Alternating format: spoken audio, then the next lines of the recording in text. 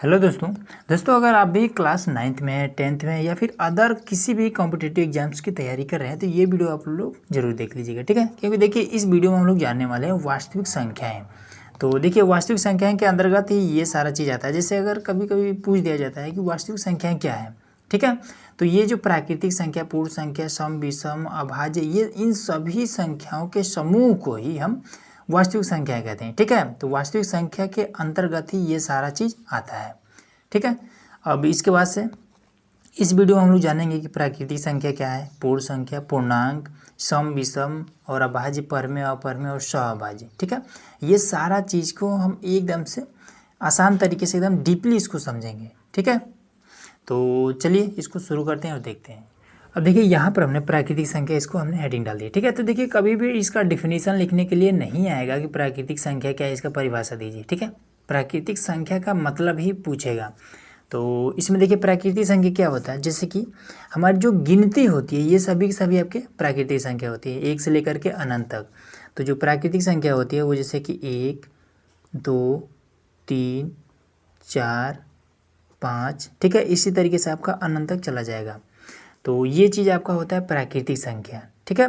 और हाँ, प्राकृतिक संख्या की एक खासियत होती है कि ये कभी भी बटे में नहीं होगा, माइनस में नहीं होगा या फिर दशमलव में नहीं होगा, ठीक है। हमेशा ये इस तरीके से आपको एकदम से स्पष्ट रहेगा, ठीक है, पूर्ण रूप से रहेगा। तो ये चीज़ें होती हैं प्राकृतिक संख्या। अब इसके बाद से देखते हैं पूर्ण संख्या। अब देखिए जो पूर्ण संख्या होता है, पूर्ण संख्या ये प्राकृतिक संख्या से ही मिलकर बना होता है, ठीक है। तो जैसे कि प्राकृतिक संख्या में हमने देखा है कि 1 से हमारा शुरुआत हो रहा है और अनंत तक ये चलता जा रहा है, ठीक है। जितना भी आप गिनती होगा वो सारा चीज़ आपका प्राकृतिक संख्या होगा। लेकिन पूर्ण संख्या में क्या होगा कि इसका शुरुआत, पूर्ण संख्या का शुरुआत 0 से होता है, ठीक है। तो इसमें भी आपका 0, 1, 2, 3, 4 इस तरीके से आपका 5, 6 इसी तरीके से चलता जाएगा अनंत तक, ठीक है।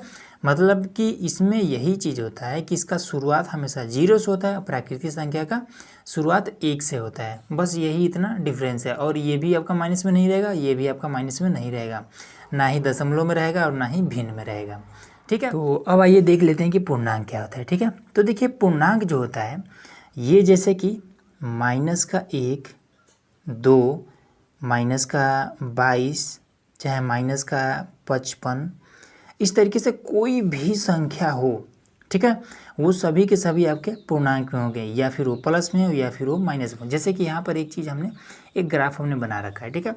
तो इस पर हम क्या करते हैं कि शुरुआत हम क्या करते हैं 0 से करते हैं, ठीक है। अगर राइट की तरफ जाना होता है तो ये सभी प्लस में रहते हैं, लेफ्ट की तरफ जब आते हैं तो सब माइनस में हो जाते हैं। तो ये आपका क्या है, ये आपका टोटल पूर्णांक होता है, ठीक है। तो 0 भी क्या है, इसमें 0 भी शामिल है, तो मतलब कि 0 भी एक पूर्णांक है, ठीक है। 0 ना ही धनात्मक होता है और ना ही ऋणात्मक होता है।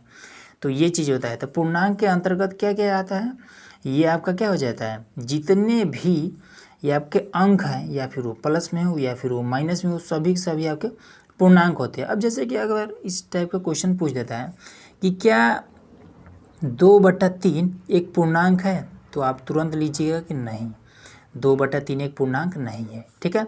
अगर कोई भी चीज़ दशमलव में अगर आ जाता है तो पूछ देता है क्या ये पूर्णांक है, तो आप लिख दीजिएगा कि नहीं, ठीक है।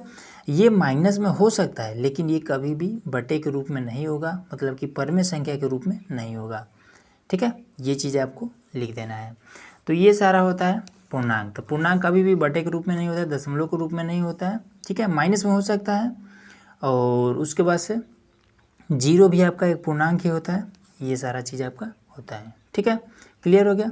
अब उसके बाद से आते हैं सम और विषम क्या है। अब देखिए सम संख्या, ठीक है। तो सम संख्या बहुत ही आसान है। इसमें आपको क्या करना होता है कि जिन संख्याओं को हम 2 से आसानी से विभाजित कर लें, ठीक है, वो आपका होता है सम, ठीक है। जैसे कि अगर मान लीजिए 8 को हम इजीली 2 से विभाजित कर सकते हैं 4 के रूप में, ठीक है। उसी तरीके से मान लीजिए आपका 18 को हम 2 से विभाजित कर सकते हैं 9 के रूप में, ठीक है। तो जितने संख्याओं को हम 2 से इजीली विभाजित कर लें, ठीक है, वो सभी की सभी आपका क्या हो जाएगा, सम संख्या होगा। तो याद रखिएगा कि सम संख्या जो होगा वो 2 से इजीली विभाजित हो जाएगा। जैसे कि 2 को हम 2 से विभाजित कर लेंगे तो ये आपका 1 आ जाएगा। तो ये आपका क्या है, दशमलव में नहीं पहुंचा है, मतलब कि ये आपका सम है। 2 क्या है, सम संख्या है। ये इस तरीके से होता है, ठीक है। और उसके बाद से और भी आगे देखते हैं। तो अब आइए देख लेते हैं विषम संख्या। ठीक है, तो देखिए विषम संख्या सेम इसका अपोजिट होता है कि जो 2 से विभाजित ना हो वो आपका विषम संख्या होता है। जैसे कि 7 को अगर 2 से आप विभाजित करेंगे, 3 दूना 6, तो ये आपका 3.5 आ जाएगा। तो जहाँ पर पॉइंट लग गया समझ जाइए कि वो आपका एक विषम संख्या है। ठीक है, तो इस तरीके से आपको ध्यान में रखना है। और उसी के साथ ही साथ जैसे कि मान लीजिए कि 19 ले लीजिए। ठीक है, 19 को 2 से करेंगे तो ये भी आपका दशमलव में आएगा। ठीक है, 9 दूना 18, 9.5 ये चीज़ आएगा। तो इस तरीके से आप समझ सकते हैं कि सम और विषम में डिफरेंस क्या है, और इस तरीके से आप इसको समझ सकते हैं। ये चीज़ हो गया। अब इसके बाद से आते हैं भाज्य और अभाज्य में क्या है। ठीक है, तो भाज्य संख्या हम लोग कैसे जानेंगे कि जिस संख्या का गुणनखंड 2 से अधिक होता है वो आपका भाज्य संख्या होता है। ठीक है, नहीं समझ में आया, देखिए जैसे मान लीजिए 8। ठीक है, अब 8 को कैसे हम चेक करें कि ये भाज्य है कि अभाज्य है। तो 8 को आप सिंपल इस तरीके से गुणनखंड कर दीजिए। हमने क्या बोला है कि जिसका गुणनखंड 2 से अधिक हो, तो 2 से इसमें करेंगे तो 2 चौका 8, फिर 2 दूना 4, फिर 2 एकम 2। तो इसका गुणनखंड कितना है, 2 से अधिक होना चाहिए तभी भाज्य होगा। तो देखिए 2 गुणे 2, 3 बार 2 है, और 1 को भी साथ में ही लेते हैं। ठीक है, इसको भी गिनते हैं। तो इसका गुणनखंड क्या है, 1 2 3 4 है। मतलब क्या है, 8 ही एक भाज्य संख्या है। ठीक है, इसी तरीके से आप मान लीजिए 15 ले लीजिए। ठीक है, इसका आप गुणनखंड कर लीजिएगा। तो 5 तिहाई 15, 3 एकम 3। अब इसका देखिए तो 5 गुणे 3 गुणे 1, इसमें क्या आ रहा है, 2 से ये भी आपका अधिक है। तो ये आपका क्या है, 5 एक भाज्य संख्या है। ठीक है, 9 ले लीजिए। तो 9 को अगर आप करेंगे तो 3 त्रिका 9, 3 एकम 3, तो 3 गुणे 1, ये आपका क्या है, भाज्य संख्या है। ठीक है, ये इस तरीके से आपको जानना है। अब इसी क्रम में हम लोग जान लेते हैं कि अभाज्य क्या है। इसका गुणनखंड या तो 2 होगा या फिर कहीं कहीं तो 2 से भी कम होगा। ठीक है, कैसे, देखिए जैसे मान लीजिए 7। अब 7 का आप गुणनखंड इस तरीके से करेंगे तो 7 एकम 7, बस 7 गुणे 1, बस यही आपका इसका गुणनखंड क्या है, 2 है। 2 है या फिर 2 से कम होगा। 2 से अगर अधिक हुआ तो ये आपका भाज्य हो जाएगा। तो 2 ये क्या है, केवल 2 ही है। ठीक है, इस तरीके से आप 19 ले लीजिए, 23 ले लीजिए। ठीक है, और भी बहुत सारे चीज़ हैं। 39 तो नहीं, 39 तो ऐसे हो जाना चाहिए, देख लेते हैं इसको। तो 3 एकम 3, 3 त्रिका 9, फिर 13 एकम 13, ये आपका क्या है, ये आपका एक भाज्य है। ठीक है, 39 आपका एक भाज्य है। तो इस तरीके से आपको चेक कर लेना है कि कौन भाज्य है कौन अभाज्य है, ये आपका क्लियर हो जाएगा।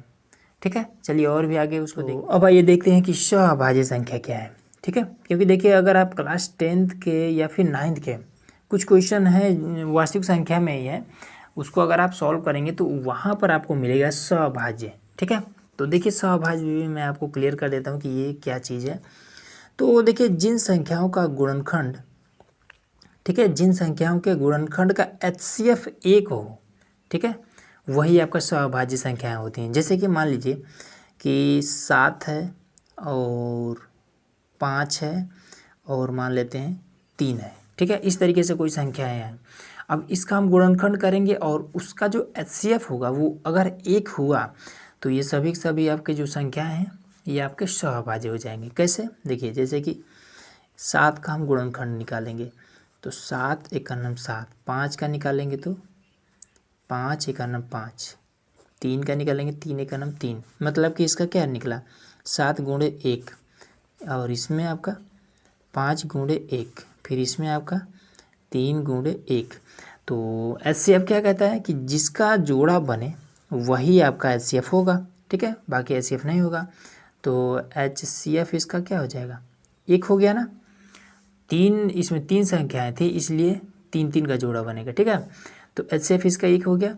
तो जब HCF 1 हो जाए तो उसको हम कहते हैं कि सहभाज्य है। ठीक है, तो 7 5 और 3 1 क्या है, सहभाज्य है। तो इस तरीके से आपको जानना है।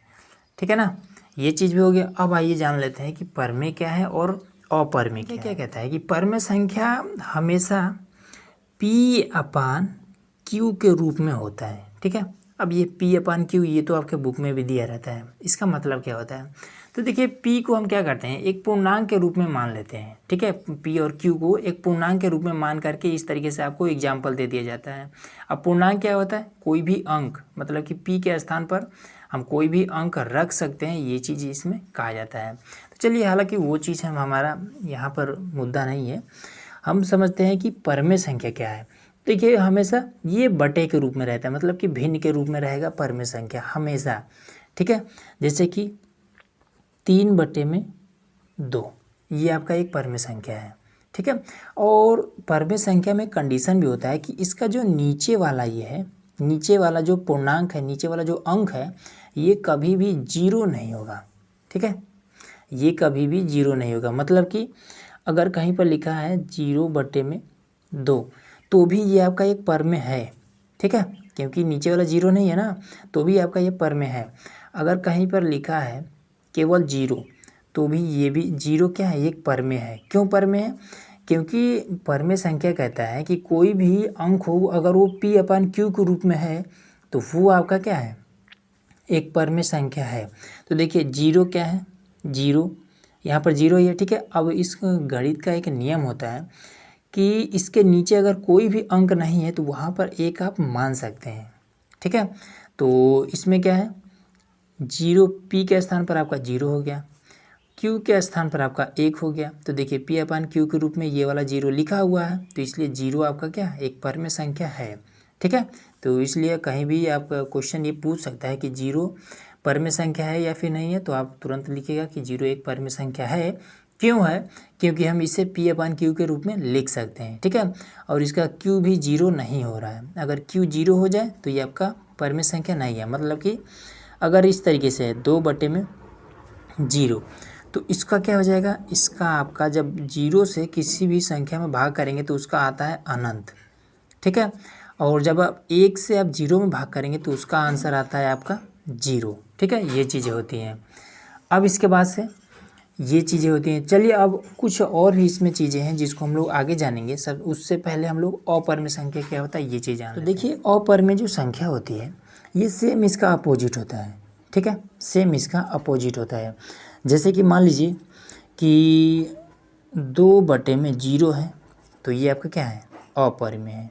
ठीक है, अपरिमेय है। और वही अगर मान लीजिए जैसे कि पाई, कहीं के ये पूछ देता है कि पाई परिमेय है या फिर अपरिमेय है, तो पाई का मान होता है 22/7। अब देखिए ये तो P/Q के रूप में हो जा रहा है, लेकिन उसके बावजूद भी ये क्या है, अपरिमेय है। इसके पीछे का कारण क्या है वो अभी मैं आपको समझा रहा हूँ। ठीक है, तो और उसके साथ ही साथ अगर कोई रूट में है, ठीक है, रूट में जैसे मान लीजिए 3 है, तो ये भी आपका एक अपरिमेय है। ठीक है, अब जैसे कि मान लीजिए कि रूट में दे दिया आपका 25। ठीक है, और पूछ दे कि ये परिमेय है कि अपरिमेय। अब आपने तो पढ़ा है कि अगर कोई भी रूट में हो तो वो आपका अपरिमेय हो जाएगा, लेकिन नहीं, जो चीज़ रूट से बाहर निकल सकता है वो कभी भी अपरिमेय नहीं होगा। जैसे कि 25 है, तो 25 को हम इस तरीके से लिख सकते हैं ना कि 5×5। ठीक है, तो 2 का जोड़ा बन जाए, जिसका जोड़ा बन जाए उसको हम बाहर निकाल सकते हैं इस तरीके से 5 के रूप में। तो ये क्या हो रहा है, 5 जो है, ये 25 जो है ये रूट से बाहर 5 के रूप में निकल जा रहा है, इसलिए क्या है, ये आपका परिमेय है। ठीक है, तो जो चीज़ रूट से बाहर निकल सकता है वो आपका परिमेय होता है। अब जैसे कि परिमेय में एक चीज़ और समझ लीजिए कि 2 है, 3 है, 5 है, ये सभी के सभी इस तरीके से अगर सिंगल इस तरीके से अंक दिए हुए हैं तो ये सभी आपके क्या हो जाएंगे, परिमेय संख्या होंगे। क्यों, क्योंकि इसके नीचे हम 1 लगा सकते हैं, गणित का ये नियम होता है। ठीक है, तो P के स्थान पर 5 हो गया, Q के स्थान पर 1 हो गया, और इसमें कहता है Q कभी भी 0 नहीं होना चाहिए, तो 0 नहीं हो रहा है, इसलिए ये 2, 3, 5 क्या है, एक परिमेय संख्या है। ठीक है, और रूट में अगर 3 है तो भी आपका क्या हो जाएगा, ये अपरिमेय है, लेकिन रूट में 25 है, ये रूट से बाहर निकल सकता है, इसलिए आपका क्या है, ये आपका परिमेय संख्या है। ठीक है, ये चीज़ क्लियर हो गया। अब आइए कुछ हम लोग बेसिक चीज़ जान लेते हैं। ठीक है, परिमेय और अपरिमेय के बीच के कुछ कंडीशन है उसको हम लोग जान लेते हैं। तो देखिए, कभी भी एक चीज़ हमेशा याद रखिएगा कि मान लीजिए यहाँ पर 1 है, दशमलव है, और दशमलव के बाद से कोई संख्या मान लीजिए जैसे 5 है, 3 है, 2 है, और यहाँ पर ये जाकर रुक गया, ठीक है। अब इसके आगे कोई भी संख्या नहीं है, तो ये आपका हो जाएगा परिमेय, ठीक है। ये आपका परिमेय होगा, क्योंकि इस टाइप के प्रश्न जो है आपके बुक में दिए हुए हैं, ठीक है। ये चीज़ आपको याद होना चाहिए, मतलब कि पता होना चाहिए। तो ये आपका परिमेय हो गया। अब वही अगर कोई चीज़ जैसे 1 दशमलव के बाद की हम बात कर रहे हैं, जैसे 5 है, 2 है, 3, 1 और 4, 9, इस तरीके से आपका चला जा रहा है, ठीक है। मतलब कि ये आपका अनंत तक चला जाएगा, और उसके बाद से कहीं भी जब ना रुके, दशमलव के बाद जब संख्याएं कहीं पर भी नहीं रुकती हैं, अनंत तक चली जाती हैं, और अलग अलग संख्या में, जैसे यहाँ पर 5 है, यहाँ 2 है, अलग अलग है ना। तो जब अलग अलग संख्या अनंत तक जाती हैं तो ये आपका अपरिमेय होता है। ये होता है परिमेय और अपरिमेय का नियम, अपरिमेय, ठीक है। ये चीज़ होती है। इसी के साथ ही साथ अगर मान लीजिए कि 1 और दशमलव के बाद से, दशमलव के बाद से कोई एक ही संख्या है जो आपका अनंत तक एकदम से रिपीट होते जा रहा है, ठीक है। कोई एक ही संख्या है, अब इसको हम क्या कहेंगे, इसको हम परिमेय कहेंगे, ठीक है। ये हमारा परिमेय संख्या है। अब देखिए इसी चीज़ को हम इस तरीके से लिख रहे हैं 1.5 और इसके बाद से इस पर हम बार लगा देंगे, तो इस कंडीशन को हम क्या कहेंगे, परिमेय संख्या कहेंगे। तो ये होता है अपरिमेय और परिमेय का बीच का जो डिफरेंस, ठीक है। अगर इस टाइप का अगर कोई भी प्रश्न आता है और आपके सामने, तो इस तरीके से आप बता सकते हैं कि ये आपका परिमेय है और ये वाला आपका अपरिमेय है, ठीक है। तो उम्मीद है दोस्तों कि ये सारा चीज़ आपको एकदम से इजीली, क्लियरली और समझ में आ गया होगा। तो वीडियो देखने के लिए बहुत बहुत धन्यवाद।